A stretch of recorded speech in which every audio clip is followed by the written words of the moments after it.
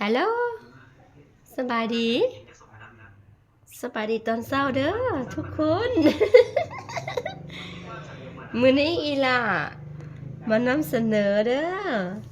อันที่กันที่กันนอกเลยนะกับเหมาะอยู่น่ะ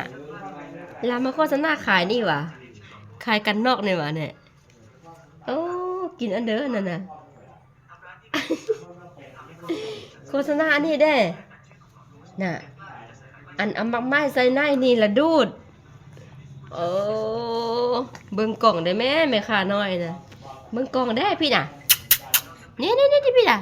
กล่องพี่พูดน่ะพูดน่ะพูดน่ะนี่เออลานางเป็นแล้วเนี่ยลานางเป็นแล้ว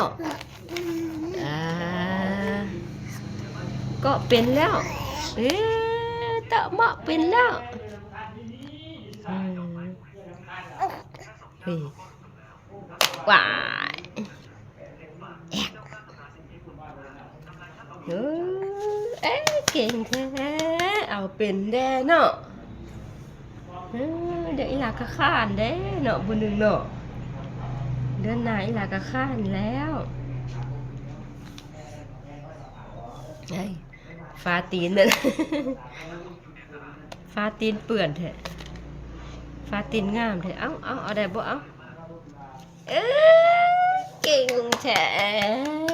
ตัวมือสมเสริฐอ่ะชุดยอดเลยชุดยอดเก่งอ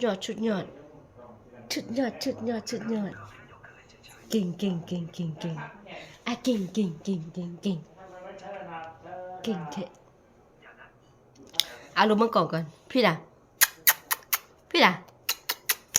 บ๊ายบายก่อนบ๊ายบายมื้อหน้าอีหลามาอันล่มมือเด้ออันแม่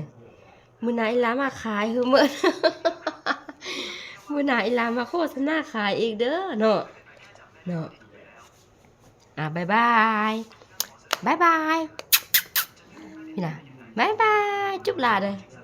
จุ๊บลา